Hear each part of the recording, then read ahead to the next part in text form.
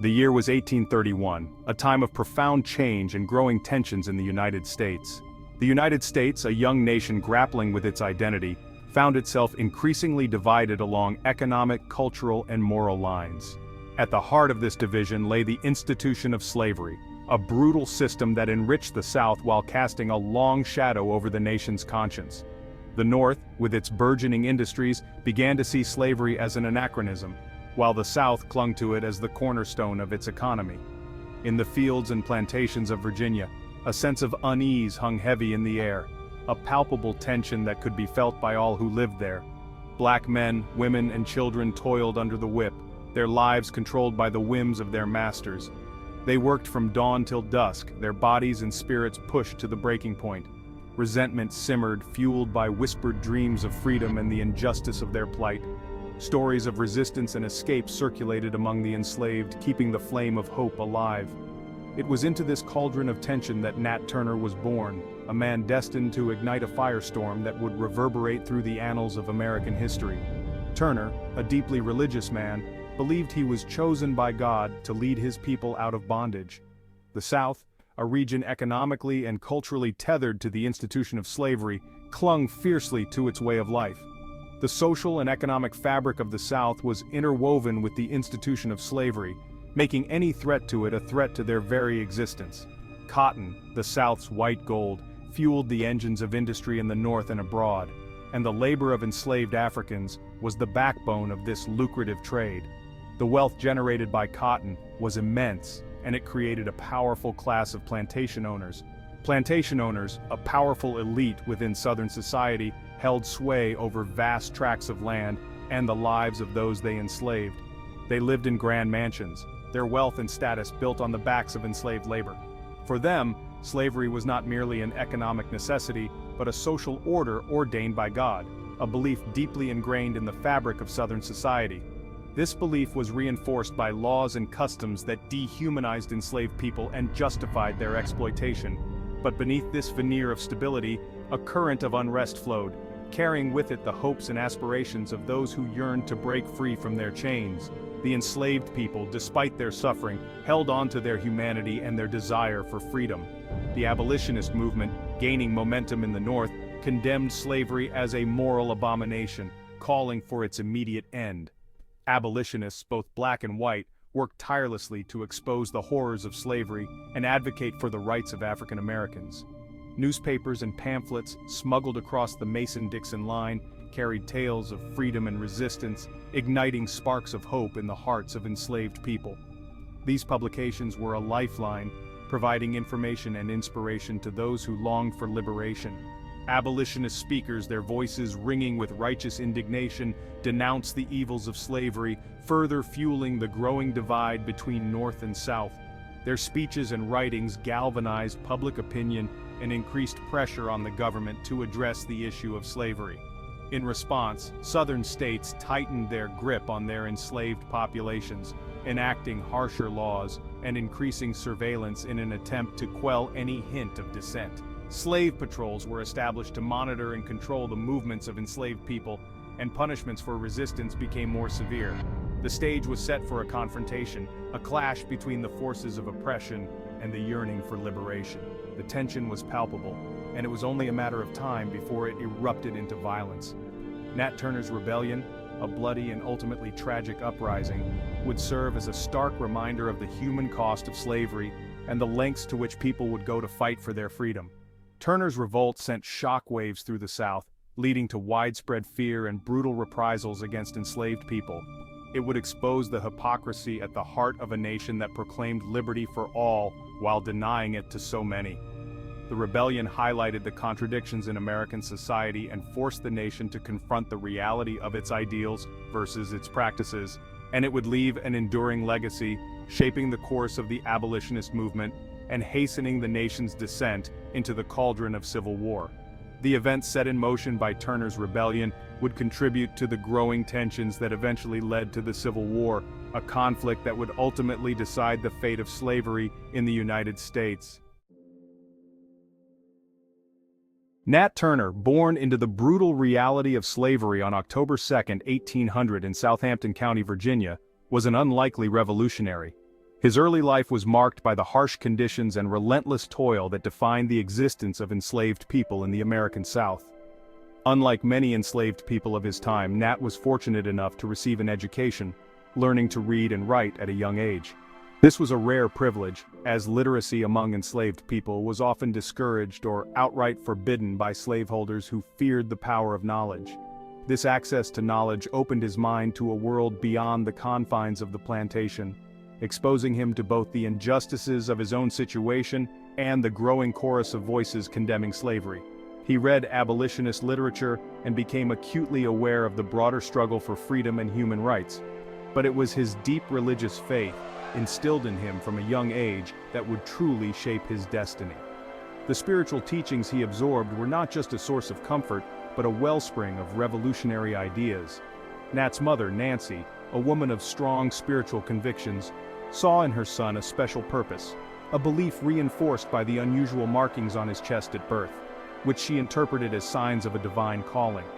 She nurtured his spiritual growth, believing that he was destined for greatness. Nat grew up immersed in the world of the Bible, its stories of liberation and divine retribution resonating deeply within him.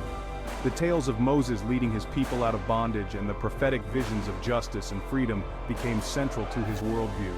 He spent hours poring over its pages, finding solace and inspiration in the words of the prophets, particularly those who spoke out against oppression and called for the liberation of the captive. These scriptures became the foundation of his belief that he was chosen to lead his people to freedom. His intellect and piety, combined with his natural charisma, earned him the respect of both black and white people in his community. He was seen as a man of wisdom and integrity, someone who could bridge the divides of race and status. As Nat matured, he began to experience visions and dreams, which he interpreted as messages from God. These visions were vivid and powerful, often depicting scenes of great upheaval and change. These spiritual experiences intensified his belief that he was chosen for a special purpose, a conviction that would ultimately lead him down a path of resistance. He felt a divine mandate to act, to challenge the system of slavery that held his people in chains. He became a preacher to his fellow enslaved people, his sermons filled with passion and fire, offering messages of hope and deliverance. His words were not just religious teachings but calls to action, urging his listeners to believe in the possibility of freedom. He spoke of a God who saw their suffering, who heard their cries, and who would ultimately deliver them from bondage. His sermons were a source of strength and inspiration, providing a spiritual foundation for the growing resistance. His words, infused with the power of his convictions, ignited a spark of hope in the hearts of his listeners, a yearning for freedom that simmered beneath the surface of their daily lives. This hope was a powerful force, sustaining them through the hardships they faced. Nat's growing reputation as a preacher and spiritual leader brought him into contact with other enslaved people who shared his yearning for freedom. These connections were crucial, as they allowed him to build a network of like-minded individuals committed to the cause of liberation. They met in secret, sharing stories of their suffering, their hopes, and their dreams of a better life. These meetings were dangerous, but they were also essential, providing a space for planning and solidarity. These clandestine gatherings became a source of strength and solidarity, fostering a sense of community and shared purpose among those who dared to imagine a future free from the shackles of slavery. They were united by a common vision and a shared determination to fight for their freedom. It was within these gatherings that the seeds of rebellion began to take root, nurtured by Nat's unwavering belief that God had chosen him to lead his people to the promised land of freedom. The plans they made in secret would soon set the stage for one of the most significant uprisings in American history. To truly understand the motivations behind Nat Turner's rebellion, one must first comprehend the brutal realities of slavery in the antebellum South. The conditions were not just harsh, they were inhumane, designed to break the spirit and body of those enslaved. Life for enslaved Africans was a relentless cycle of toil, degradation, and fear. Every day was a struggle for survival with no hope for reprieve. From sunrise to sunset, they labored in the fields, their bodies broken by the back-breaking work of planting, tending, and harvesting crops. The physical toll was immense, leaving many with lifelong injuries and ailments. The fruits of their labor enriched their masters, while they themselves received nothing but the barest necessities of life. Their contributions were immense, yet they lived in abject poverty, often lacking adequate food, clothing, and shelter. Their existence was one of constant surveillance, subject to the whims and cruelties of their owners and overseers. Every action was monitored, every movement scrutinized, leaving no room for personal freedom or autonomy. Families were torn apart as easily as the pages of a book, husbands separated from wives, siblings from each other, mothers ripped from their children, the bonds of family shattered without a second thought. Sold to different plantations with callous disregard for the bonds of kinship, these separations were a common and devastating aspect of their lives. The institution of slavery sought to strip away their humanity, reducing them to mere chattel, tools to be bought, sold, and disposed of at the master's will. They were treated as property, not people, their identities erased. Their movements were restricted, their voices silenced, their very identities denied. Any attempt to assert their humanity was met with swift and brutal repression. To defy their masters, even in the smallest of ways, was to risk swift and brutal punishment. The consequences of disobedience were severe and immediate. The threat of violence hung over every aspect of their lives. Fear was a constant companion, used as a tool to maintain control and suppress any thoughts of resistance. Whippings, beatings, and other forms of physical torture were commonplace, meted out for any perceived infraction, real or imagined. The scars they bore were both physical and psychological, a testament to the cruelty they endured. Enslaved women faced the added horrors of sexual exploitation, their bodies violated by their masters with impunity. They were subjected to unimaginable abuses, their suffering compounded by the lack of any legal recourse. Children were born into this system, inheriting the chains of servitude from the moment they took their first breath. Their childhoods were stolen, replaced by a life of labor and hardship. They grew up witnessing the degradation and suffering of their parents, their spirits crushed under the weight of their own inevitable fate. Escape offered little hope, as the system was designed to be inescapable. The Fugitive Slave Act mandated the return of runaway slaves, even those who had reached the supposed freedom of the North. This law extended the reach of slavery, ensuring that no place was truly safe. Slave patrols, groups of white men tasked with capturing runaway slaves, roamed the countryside, their presence a constant reminder of the long arm of oppression.